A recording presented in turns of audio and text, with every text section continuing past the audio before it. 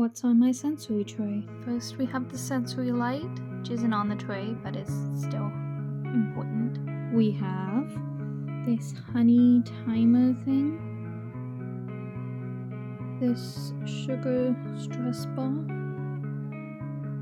a Orbeez stress ball in mini, marble mesh, blue acupressure ring, 3D printed visual fidget, 3D printed infinity type cube, but it's not.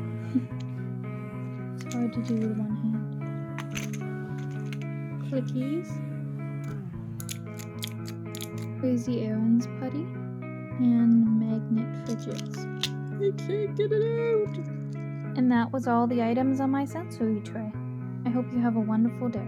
Bye. See you soon. Your sister.